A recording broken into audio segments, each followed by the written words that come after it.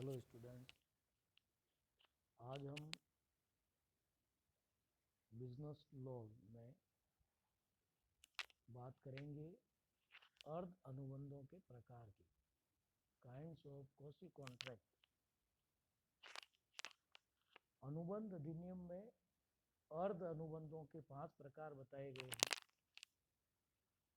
उनमें सबसे पहले है अनुबंध करने के अयोग्य पक्षकारों की आवश्यकता की पूर्ति। जब अनुबंध करने के अयोग्य पक्षकारों को उनके जीवन अथवा उनके आश्रित के जीवन की आवश्यकताओं की पूर्ति की जाती है, तो ऐसी वस्तुओं की पूर्ति करने वाला व्यक्ति ऐसे अयोग्य व्यक्ति की संपत्ति में से यदि उसके पास कोई है तो वह धनराशि प्राप्त करने का अधिकारी है। ये व्यवस्था धारा 68 में दी गई है। अब इसमें जो बातें हैं, कई कंफ्यूजन दूर किए गए हैं। जैसे वस्तुएं किसी अनुबंध करने के लिए अयोग्य घोषित व्यक्ति को अथवा उसके आश्रित जो आश्रित है उसको दी जानी चाहिए। ऐसी वस्तुएं जीवन की आवश्यकता की होनी चाहिए। वस्तुएं उस व्यक्ति के जीवन स्तर के अनुकूल होनी चाहिए। ऐसी वस्तुएं प्रदान करने वाला व्यक्ति इन वस्तुओं का मूल्य प्राप्त कर सकता है। ऐसी वस्तुओं का मूल्य केवल उस पक्षकार की संपत्ति में से ही प्राप्त किया जा सकता है, उसका व्यक्तिगत दायित्व नहीं होता है।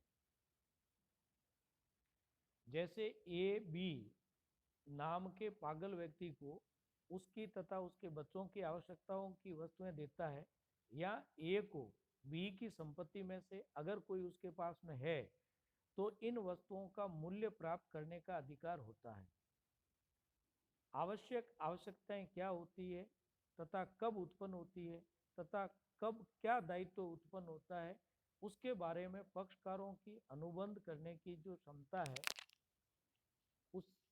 उसमें पहले भी बताई जा चुकी है।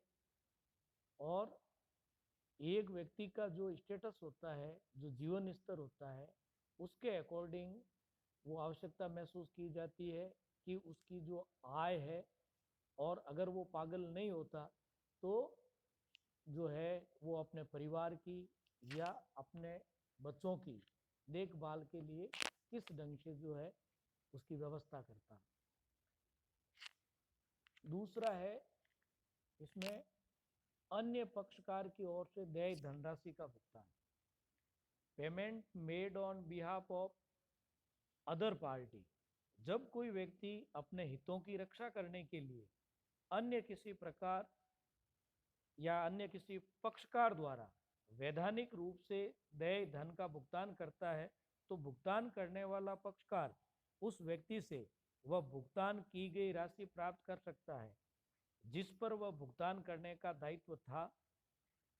ये व्यवस्था धारा 69 में दी गई है। इसकी व्याख्या इस प्रकार की गई है कि जैसे किसी व्यक्ति पर कोई धन देय हो, वह व्यक्ति उस देय धन को वैधानिक रूप से चुकाने के लिए उत्तरदायी हो।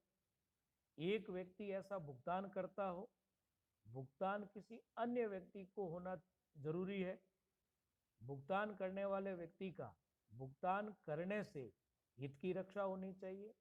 इन सब बातों को पूरा होने पर भुगतान करने वाला व्यक्ति उस व्यक्ति से भुगतान किया गया धन प्राप्त कर सकता है। फॉर एग्जाम्पल, ए ने बी जमींदार से एक जमीन पट्टे पर ली, बी ने समय पर माल गुजारी जमा नहीं करवाई, अतः सरकार ने उस जमीन को नीलाम करने का नोटिस दिया। फलस्वरूप जमीन बिक जाने वाली थी और ए का पट्टे का अनुबंध रद्द हो सकता था। अतः जमीन की नीलामी को रोकने के लिए ए ने बी की ओर से सरकार को बकाया माल गुजारी जमा करवा दी।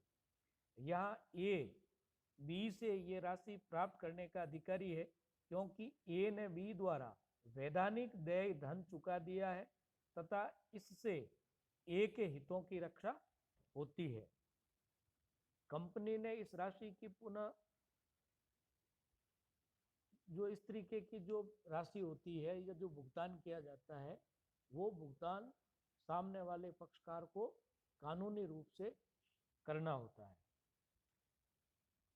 नेक्स्ट है निःशुल्क ना होने वाले कार्यों से लाभ पाने वाला व्यक्ति का दायित्व। जब कोई व्यक्ति किसी दूसरे व्यक्ति के लिए कोई वैधानिक कार्य करता है अथवा उसको वस्तु प्रदान करता है जो निःशुल्क भावना से नहीं करता है और वह दूसरा व्यक्ति उस कार्य अथवा वस्तु से निःशुल्क लाभ उठा लेता है, तो ऐसा दूसरा व्यक्ति उस पहले वाले व्यक्ति की क्षतिपूर्ति करने अथवा उस वस्तु को लौटाने के लिए बाध्य होता है। ये व्यवस्था धारा 70 में दी गई है। इस धारा का अगर विश्लेषण करें तो कुछ बातें स्पष्ट होती है। जैसे एक व्यक्ति दूसरे व्यक्ति के लिए कोई वेद कार्य करता है अथवा वस्तु देता है। ऐसे कार्य करने अथवा वस्तु प्रदान करने के पीछे शुल्क प्राप्त करने की भावना होती है। एक व्यक्ति दूसरे व्यक्ति के लिए वह कार्य स्वेच्छा से करता है, दूसरा पक्षकार ऐसे कार्य अथवा वस्तु से लाभ उठा लेता है। यदि ये बातें पूरी होती है तो पहला व्यक्ति दूसरे व्यक्ति से कार्य की क्षतिपूर्ति प्राप्त कर सकता है अथवा वस्तु को पुनः प्राप्त कर सकता है। फॉर एग्जाम्पल, ए नाम का एक व्यापारी बी के यहाँ गलती से कुछ वस्तुएं छोड़ देता है। बी उन वस्तुओं को अपनी ही समझता है। बी ए को मूल्य चुकाने के लिए बाध्य है। तो इस तरह यदि कोई पक्षकार निःशुल्क भावना से ही कोई दूसरे व्यक्ति के लिए कार्य करता है तो ये धारा उस पर लागू नहीं होती है।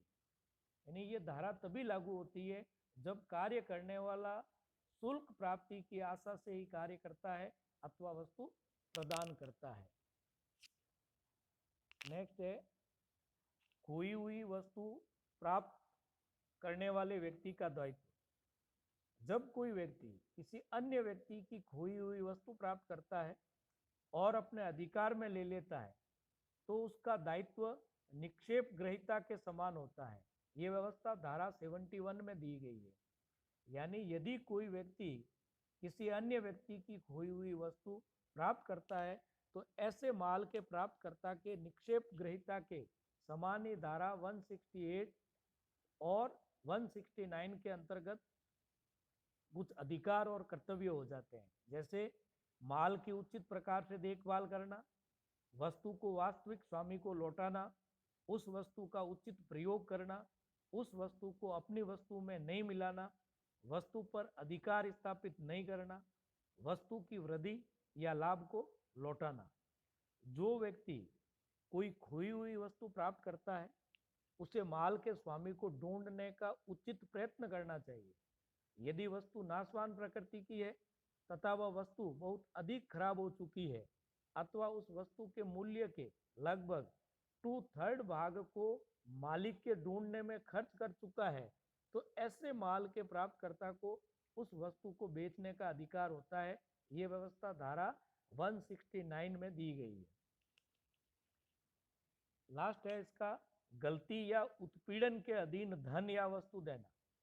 जब किसी व्यक्ति को गलती अथवा उत्पीड़न के अधीन कोई धन दिया गया है अथवा कोई वस्तु प्रदान की गई है तो ऐसी वस्तु देने वाला व्यक्ति उन वस्तुओं को वापस प्राप्त कर सकेगा।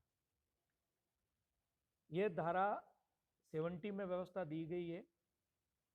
फॉर एग्जाम्पल, ए और बी संयुक्त रूप से सी के 5,000 रुपए के ऋणी हैं। ए ने सी को 5,000 रुपए दिए जिसकी जानकारी बी को नहीं है। कुछ दिनों के बाद बी ने बी संता को 5,000 रुपए चुका दिए, सी को चुका दिए, या सी को 5,000 रुपए लौटाने पड़ेंगे क्योंकि उसने वो संयुक्त रूप से 5,000 रुपए मांगता था और उसने ए से भी ले लिए और बी से भी ले लिए, तो 5,000 रुपए उसको वापस लौटाने पड़ेंगे। यहाँ ये स्पष्ट रूप से समझ लेना होगा कि जो धारा 72 है उसमें उत्पीड़न तथा गलती शब्द का प्रयोग सामान्य अर्थ में हुआ है, न कि उस अर्थ में जो धारा 15 में दिया गया है। तो इस तरह से अगर कोई भी व्यक्ति अनुबंध जो अर्थ अनुबंध है इस श्रेणी में आता है तो उसको ये सारे कार्य करने पड़ेंगे। आज के लिए इतना ही, धन्यवाद।